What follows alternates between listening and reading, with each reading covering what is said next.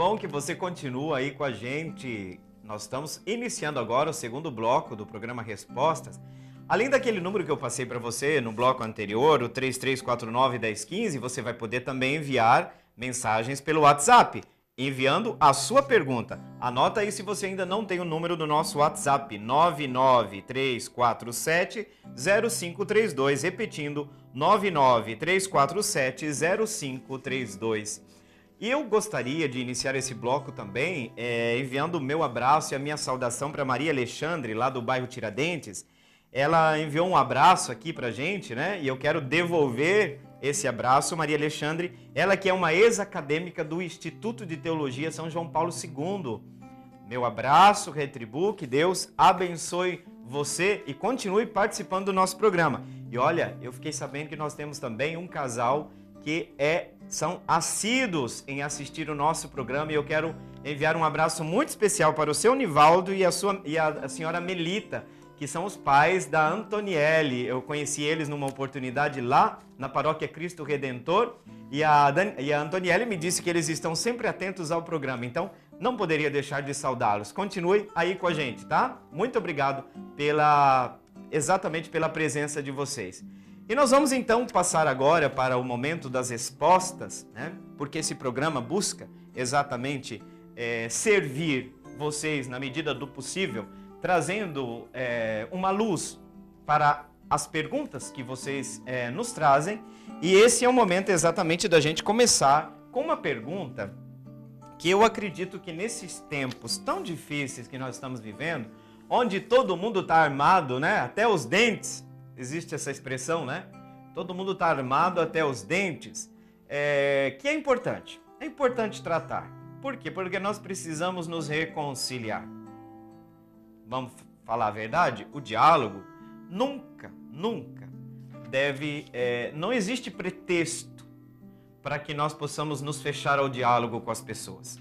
E isso está faltando muito entre nós. Por isso eu acho muito pertinente e eu quero agradecer a Isabel, lá do bairro Cachoeira, porque envia essa pergunta para a gente, que pode ser que não tenha nada a ver, mas tem exatamente tudo a ver. A igreja pode falar de política?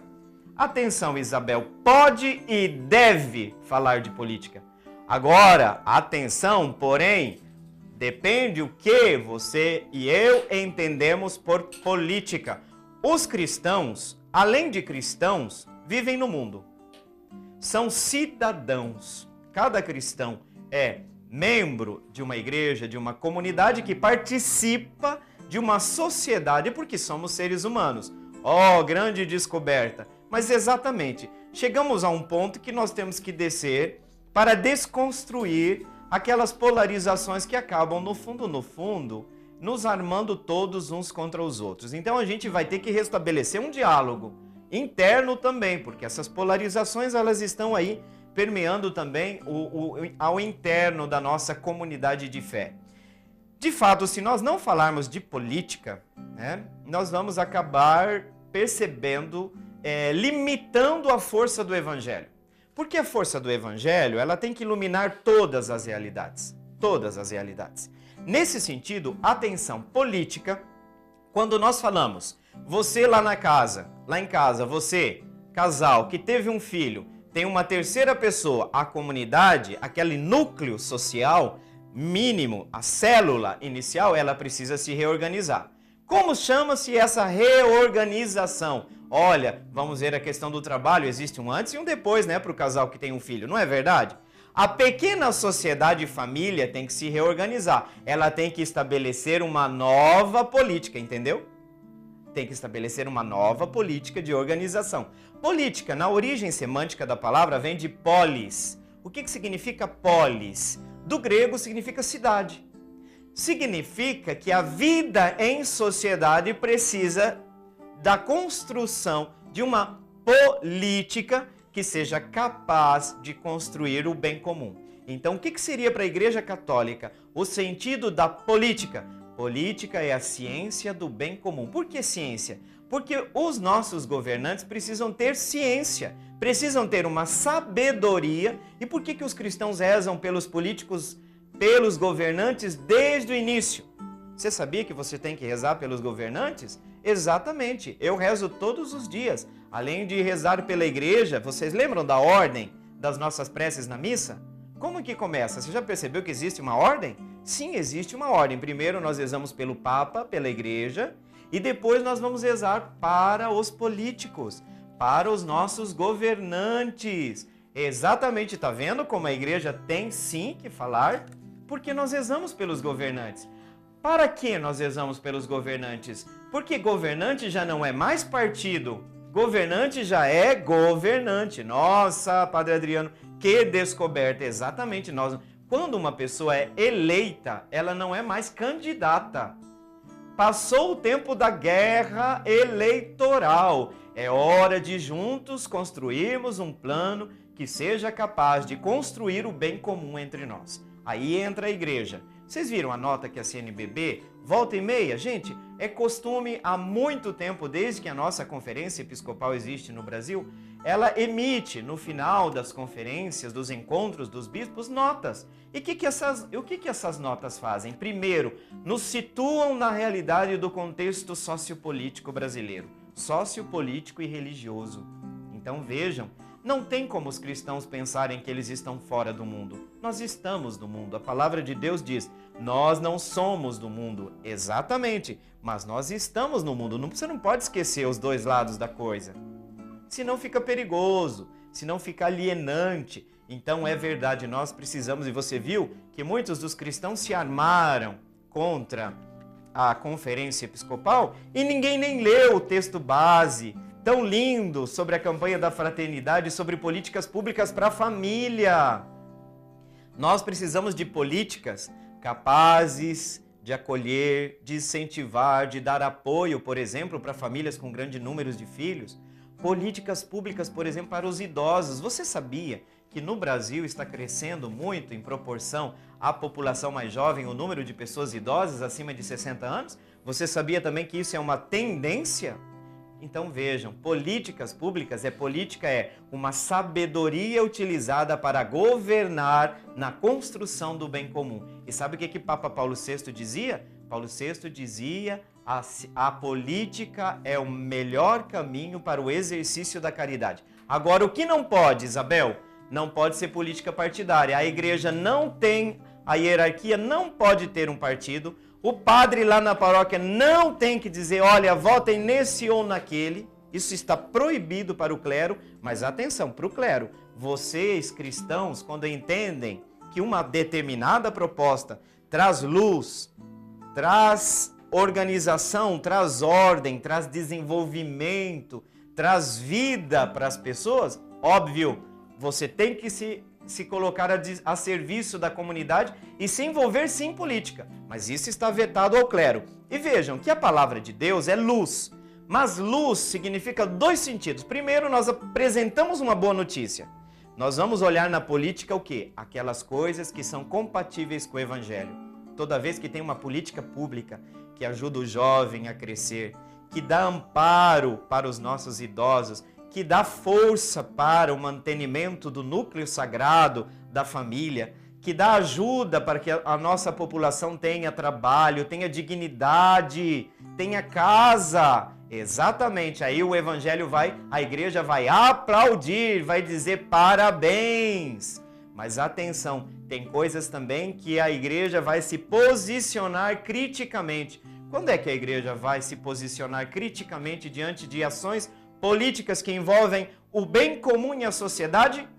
Óbvio, né, gente? Se a igreja vai aplaudir quando as coisas estão em conformidade com o evangelho, ela vai reagir quando essas políticas estão em contradição com o evangelho. Por exemplo, a questão do aborto. Opa, para aí. O princípio da vida é inviolável. E aí nós temos esse princípio e nós vamos trabalhar no diálogo com a sociedade, exatamente não para impor os nossos valores, mas construir um diálogo que seja capaz de nos colocar na condição de avaliadores, de críticos também do sistema social. Mas atenção, a igreja não tem proposta de um sistema político, tá? Não tem. E nem de uma questão partidária. Não pode. Aqui nós temos que tomar muito cuidado porque nossas comunidades estão muito feridas por causa disso, né? Teve um tempo que me parece que boa parte do clero se manifestava de maneira partidária, né? Agora parece que tem um outro tempo que me parece que boa parte do clero vai fazer um apoio a um outro lado. Atenção, um erro não justifica o outro. Vou repetir. Um erro não justifica o outro. E é verdade que todas as tendências políticas, vamos ser bem francos aqui, têm lados bons. Todas as tendências políticas têm coisas boas. O joio e o trigo também está misturado dentro de interesses partidários, interesses de corporações, interesses de parte. Quem governa tem que pensar no bem de todos. Essa é a questão da voz profética da igreja. Quando algo acaba respondendo ao interesse de alguns em detrimento do bem da maioria. Aí a igreja, de fato, vai se pronunciar. Ela vai brigar quando o bem de alguns está em detrimento da decadência ou do mal de outros, tá? Então, Isabel, muito obrigado pela sua pergunta. O tema é espinhoso, mas precisa ser tratado, né? Precisa ser tratado. E agora nós vamos passar então para uma próxima pergunta. A pergunta da Sonara, eu acho que é Sonara, né? Desculpa se eu errei o seu nome. É lá da Vila Almeida. A Sonara está perguntando o seguinte: o Papa nomeou, nós ficamos sabendo hoje, né, pelas redes sociais, que o Papa nomeou 4 mulheres para ajudar no Sínodo dos Bispos. O que isso representa para a Igreja? Deixa eu situar vocês que o Papa encaminhou um grupo de estudos para analisar a possibilidade da ordenação de diaconisas, tá? Porque existem relatos de textos muito antigos que falam que as comunidades primitivas existia essa função serviço dentro da comunidade. A conclusão que foi é que por enquanto nós não temos base exatamente para realizar tal ato. Então vocês vejam que a igreja é muito prudente, mas a igreja tem falado faz tempo que nós temos uma dívida muito grande com as mulheres. O preconceito, o machismo, existe também dentro da igreja.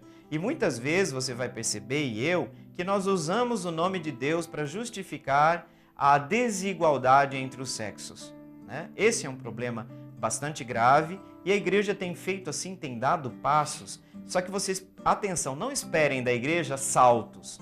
A igreja não dá um passo se a perna anterior não está bem ancorada, bem sustentada no chão, porque senão cai.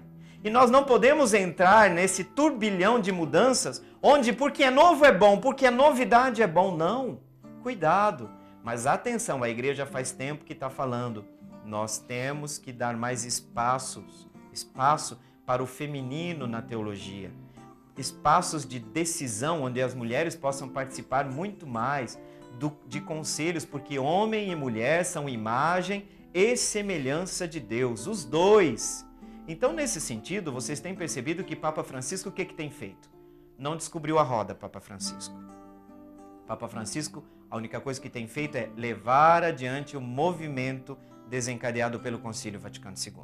Movimento que não iniciou com ele não, gente. Com todos os pontificados anteriores que sentiram e assumiram a tarefa de levar a igreja a redescobrir sempre a beleza da sua fé, transformando para que esta mesma fé, para que essa igreja corresponda sempre mais à vontade de Deus. Então, o que é, Sonara, esta decisão do Papa? Um passo decisivo, porque vejam, esse é um conselho permanente e é de preparação do Sínodo dos Bispos. Não é que as mulheres vão estar lá, digamos assim, porque a decisão sinodal é feita no final pelos bispos, mas o Papa está colocando ela no conselho de deliberação. O Papa tem falado faz tempo, as mulheres têm que participar mais efetivamente das decisões na igreja. As decisões na igreja não tem que ficar só nas mãos de um grupo de homens, não. E isso o Papa tem reiterado, porque não está ficando só na fala. O Papa não está ficando só nas palavras. Então, Sonara, é um passo importantíssimo. Não é o primeiro passo. Eu lembro que um tempo atrás, pela primeira vez na história, foi eleita uma irmã, uma religiosa, uma mulher para ser reitora de uma pontifícia universidade romana, lá da Diocese de Roma. Então vejam que a igreja está dando passos muito acertados para fazer justiça. Não é a questão, gente, de descobrir a roda. Nossa, que revolução, estamos acabando com a igreja. Para de ser histérico, tá? A igreja só está fazendo justiça ao conteúdo da sua fé. E lembremos que nós temos mulheres que foram ver, que viram o ressuscitado. Madalena e correu avisar os apóstolos, eu vi Jesus. Por que que as mulheres hoje não podem continuar dizendo, eu vi Jesus ressuscitado? Qual é o problema? Engula então o seu machismo e descubra e veja que nós podemos crescer muito ainda na valorização da dignidade e do lugar e da escuta da mulher na igreja, tá? Que coisa boa. Passo bonito do Papa. Parabéns para a nossa igreja.